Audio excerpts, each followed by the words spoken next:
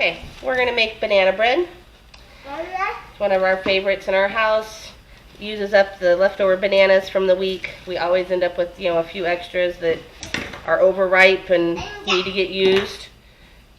So I start by preparing my pan, and I use these sheets of parchment paper that I use for just about everything. I use it between tortillas, between hamburger patties. I cut them to put in the bottom of my cake pans, and so it's a little bit too wide, so I just fold it. I fold the edges over a little bit so that it fits better. And it really just goes up either side of the pan. It doesn't do the ends. But it makes it easier to lift the loaf of bread out when it's done. So there, I've got my paper folded. I put a little bit of spray in. Holds the paper in place when I put it in the pan. So push it down into the sides there, and you see it leaves this little edges on the side to lift the loaf out when it's done, and keeps a majority of it from sticking. So then I just give it a light spray so that it peels off the bread easy when it's done, and I spray the ends, and now the pan's prepared for the batter. So now for the batter for the banana bread, we start with the flour.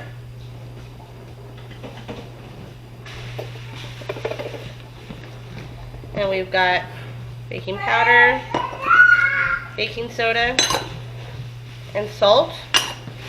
And just whisk this together.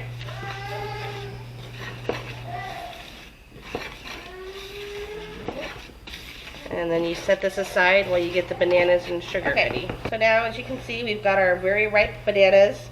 Could hardly peel them without them breaking. They're so ripe. And I like to start by mashing them up. I use my pastry blender. I think I use my pastry blender for all kinds of things except for pastry. To me, it's a nice, efficient way to get things cut up and mashed up pretty easy. You can also use 2 forks or a potato masher, whatever you happen to have around. You just want to get them mixed up into a nice slimy mess here.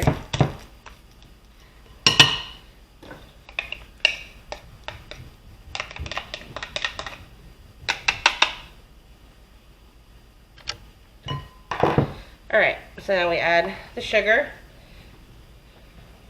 And I like to stir the sugar in first before I add the other stuff.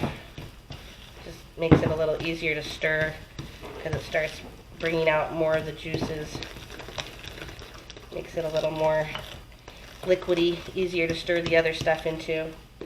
So then I've got eggs. And this happens to be a double batch because I had 6 bananas. It all depends on how many bananas you have to get rid of and how many loaves of bread you want. And we got some vanilla.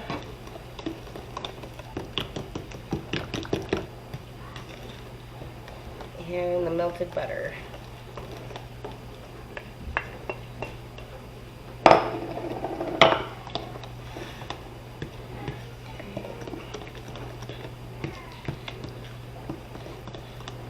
Got that all ready. Now we bring in the flour mixture. It's all whisked up already.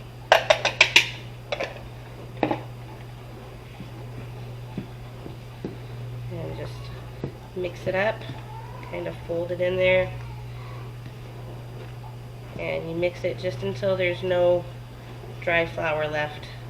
If it's a little bit lumpy, that's okay. You don't want to overmix it and end up with tough bread.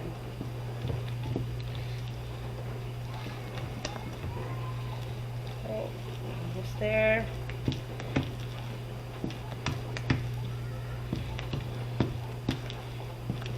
Alright.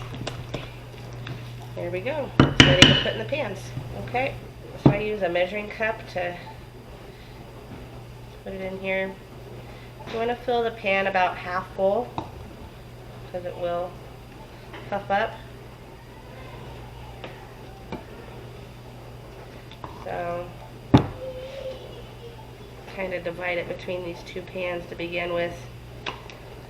Kind of depends on how big your bananas were. Sometimes you'll have a little too much batter for 1 or 2 pans, but you can always make a muffin too to use up the rest. Try to get it even between the two so they bake the same. I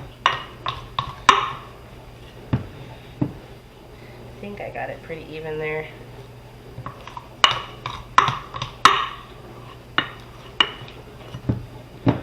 Okay, there we go. So now we'll put this in a 325 oven for around 40-45 minutes. You want it to be golden brown on the top and be able to put a toothpick in the center and pull it out and have the toothpick be clean. Okay, so our banana bread is done. And this is, you stick it all the way in and you pull it out, and as you can see there's nothing stuck to it. If there's crumbs or liquid even on it, it needs to go back in for another 5-10 minutes.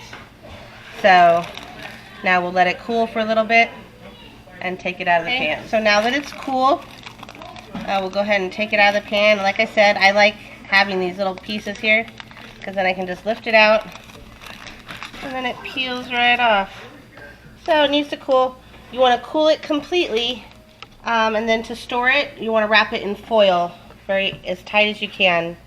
Make it airtight, and best if it's kept in the refrigerator, and it can even be frozen to last longer.